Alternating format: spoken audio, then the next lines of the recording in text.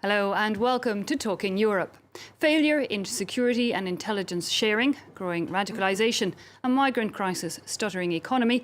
It's been crisis on top of crisis for the EU 28. One thing all of the problems have in common: divisions among member states as to how much national sovereignty counted over unity. So in times of need, is the EU all for one or one for all? And what can be done to help the bloc deal with disaster? Well, to give us their expertise, we have with us in studio Ms. Gaëtane Ricard-Nehoul, a representative of the EU Commission here in Paris.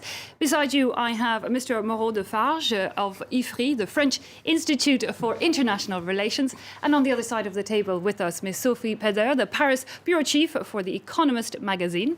And beside you, Mr. Eve Irvine, Director General of the Jacques Delors Institute. Thanks for being with us. Now, let me start perhaps with you, Mr. Bertocchini. The terrorism question, I guess, is the one really back on the table since those attacks in Brussels. We've noted a lot of failures on EU, notably in the sharing of information across our intelligence services. Is that the real error? Do we not trust each other? True, but the failures are, first of all, national. I mean, we have seen it in the terrorist attacks in Paris. National failures. It's very difficult to fight against these terrorists, but there were national failures, a lot of them, for the January Paris attack and November Paris attack. Again, national failures, including the sharing of information between national bureaucracies, if I may say. So on top of that, of course, we need to share intelligence more at the European level, only because these terrorists are crossing the borders easily. They come from the Middle East or the Northeast. They are from our countries, and they travel all around. So if they can travel freely, intelligence must travel freely. We won't stop them at the borders. We will stop them, as recently, after the Brussels attack, through the sharing of information, intelligence, cooperation between police and justice. At the same time, we've seen systems in place since we set up the Schengen. There is a Schengen information system in place where 26 out of the 28 EU countries are meant to share information. Mr. Lafarge, I can see you raising I think what has been said by Eve Irvine is true, but there is another problem, which is the institutional problem. We remain in a confederal structure. We want to share between member state. And probably now we must do more. We must create a common integration. And that was the debate about the Schengen Agreement. On the one side, we have put the free movement of people inside the European Union, but we have been unable to set up a real common integrated mechanism. That is a very, because it is a political problem. So in hindsight, in a way, we made a mistake when we opened borders. We didn't have a common police system or border check. No, we didn't make a mistake. We were over optimistic. We didn't make a mistake. No. Mr. Ricard-Nehoul. The Schengen area includes from the very beginning control at the external borders. Mm-hmm. The thing is that we saw that we needed to improve even more these control at the external border, which we have done in a very short period and which we will continue to do in the next months. But you have to make a difference between the area of intelligence, which is indeed an area where it is still very confederal, where national sovereignty is still very strong, and so it is mainly the responsibility of member states to share intelligence information, and the free circulation of people inside the Schengen area, which is another issue. And now we don't have internal borders, and we have more control at the external border. So I think they are two different issues. Technically on the ground today, people flagged up in one country. The Netherlands, for example, said it did share finally some information with the Belgium authorities. Does it have to? What are the rules? Is there a common EU system that people have to say, well, we know there's a terrorist or somebody we suspect of terrorism in our country likely to travel? I mean, do we have an alert system across the EU? Well, you have mentioned the Schengen information system. There is another criminal file shared between member states. But the EU doesn't have the main competence in combating terrorism, but it has done quite a lot recently with what it has. It has proposed a quite comprehensive security strategy, and it has accelerated a lot of the work, for example, on firearms. The EU, within the sphere of its competence, has done quite a lot recently. Is that perhaps part of the problem, that we have this national sovereignty, and very much a lot of the 28 EU states want to keep their national sovereignty when it comes to security? Speder, do you think that's part of the problem, that people aren't willing to really be part of the union? I think the problem is partly political. If you take a couple of examples, the Schengen information system, France actually puts a lot of information into the Schengen information system and takes advantage of it. But not every country plays that game. And you can't force a country to enter people or suspects into the information system. If they're not going to do it, then it makes it very limited in terms of its practical workability. Another example would be the passenger name records. These are the records of people on any flight. The US has those passenger name records, but the EU cannot share and get access to the information records, in part because the European Parliament has held up that. Now, that's a political problem. That's not a problem that is a question of one country's national sovereignty. It's a question of the European Parliament, which is within its competence to do, holding up the access to those passenger name records. So, we have a lot of our own problems are political, of our own creation. Yeah, it's true that the PNR has been partly blocked by the European Parliament, but also by member states, because they didn't want to make this exchange of information compulsory. And it should be compulsory, but it's extremely difficult in reality, because yes, they are sticking to their so-called national sovereignty, which is real in many issues and fields, but facing some European and global challenge, which should be more shared. And it's underway, and Gaëtan is right to say that it's underway. But it's true that as regards intelligence, the culture is a culture of secrecy. It's really something difficult for them, apparently, culturally. So there's a need to have a political will. And by the way, the Brits are very pragmatic, because they are not in Schengen when the free movement of people is concerned, but they are in Schengen in reality, using it as a toolbox. And that's how, for example, after the terrorist attack in London, in 2005, they succeeded in taking one of the authors in Roma, thanks to the cooperation. Just remind some real improvement as well sometimes. If you look at what happened, for example, in 95 with the attack in the RER at Saint-Michel in France, the person, one person was found guilty. It took 10 years to make him come back from London to France. Salah Abdeslam, with the European arrest warrants that we don't mention very often, is going to come back to France in 2 months.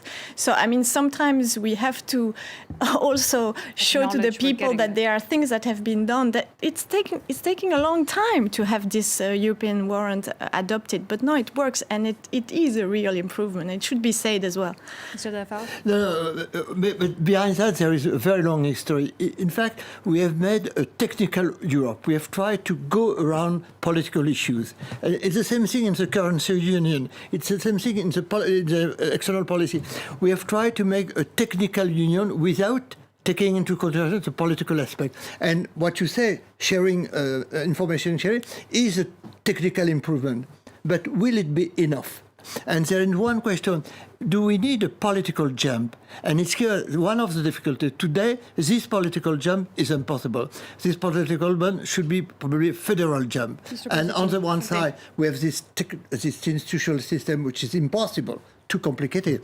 And we are 28 too many members. And that is but the question, is it enough to have a better sharing? I can see a lot of reactions to 28. Is it too much, Mr. Rossellini? As regards intelligence sharing, it's probably difficult to share at the EU level, because there's a problem of trust. So the European FBI is unlikely to happen in a very short run, even if it would be helpful in the medium run. So at least sharing information on a bilateral, if not multilateral way, this is absolutely key. But I don't agree about the fact that a federal leap is not possible. If I change issue, look at the refugee crisis. The refugee crisis faced by the Europeans will give birth, if I may say, to a European Border Guard Corps, which is a kind of federal leap. It's underway. It will happen this year, probably. And then it shows that, in fact, there can be federal step, even if it's an F word for the Brits, ongoing, as it was the case, by the way, for the euro area crisis, because the euro area crisis gave birth to the European Stability Mechanism, Solidarity Mechanism, the banking union, so on and so forth. The banking union, though, Ms. Petter, I mean, we're not there yet either. How do you see it? Do you think we're at that level? There's going to be more European integration? It's not a question of more power in Brussels. It's a question of completing some of the mechanisms that are designed to prevent those sorts of crises within the Eurozone. I'm thinking particularly of banking union, for example. Arguably before or at the moment at which the single currency was set up, a banking union would have been a good design to have put in place right at the time. At least those are moving forward, as you've just said. So there has been progress. Sometimes in Europe, we do make progress through crisis or because of crisis, and these sorts of things can emerge from that. But, the Eurozone crisis isn't over. The Greek problem isn't over. Greece is now not only, its economy is contracting, it's got a huge amount of debt, and it's also facing the refugee crisis. It's not resolved. Things have begun to stabilise because of the deal between the European Union and Turkey, but Greece is still very much exposed. And you've got there a sort of combination of extremely difficult situation for Greece, both economic and in terms of... And one wonders how the European Union will react, the other member states. One of the big problems is solidarity. From the rest of us. Yes, are we ready to share the financial burden? That is very difficult. And concerning the currency union, what has been settled to a certain extent is a budgetary union. Every true budgetary union. I am not sure of that, but the last treaty is a step forward. But will it be enough? The EU is really helping to find common solutions, even if it takes time, even if it's difficult. But the story of European integration has always been difficult, and we should remember that. Most of the responses that have been already being put into place are European, and we should not forget these two lessons. And on the weaknesses that are still there, we are still working on it.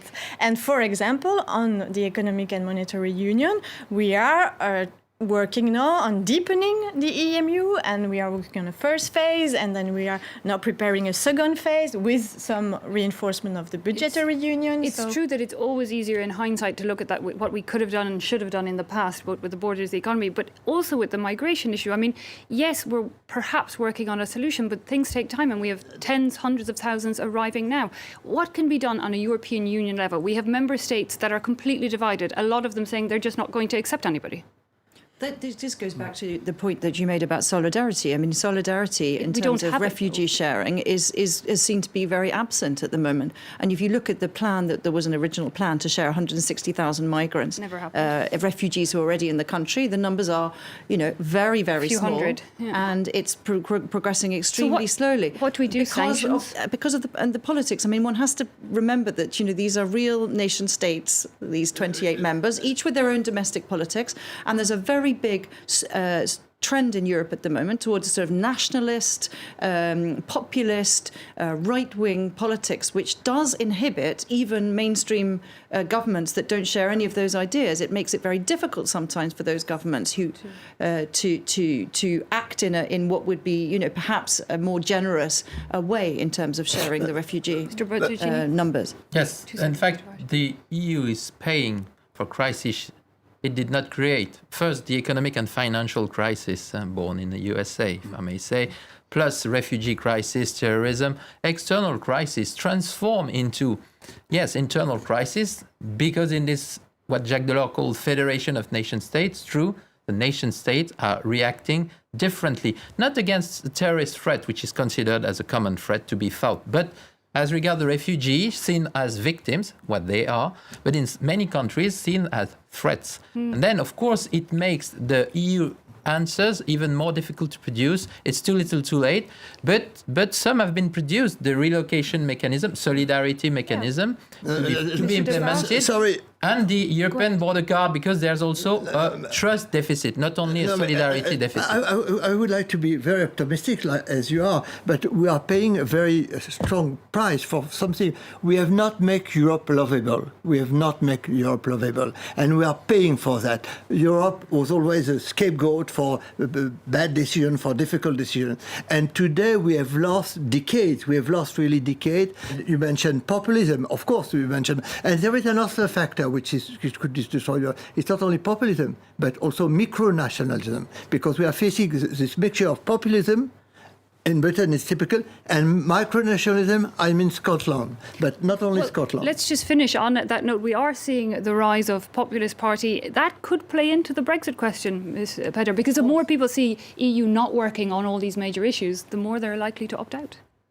This is exactly the risk and the difficulty with the British referendum question, which takes place on June the 23rd, is that it takes place just after a major terrorist attack in Brussels. It will take place as a sort of spring and summer wave of migrants inevitably come into the EU, even if the Turkey-Greek route is closed or managed. There's the Italian route, which could become, and already is beginning to become used again. And then there's the economic situation, which hasn't been entirely resolved, even if growth is coming back. So all of that doesn't help when you're dealing with a country like Britain, which is where a lot of the debate is quite irrational. It's emotional. It's very difficult to reason with people who just feel Europe is a problem. And that is something which is playing very strongly at the moment in the UK and makes the risk of Brexit, unfortunately, real. Very last word, Mr. Bertocchini. If they look at what Europe looks like, meaning the Titanic, they can be tempted to jump out. But if they look at the sea, once they will be in a smaller boat, the iceberg will still be there.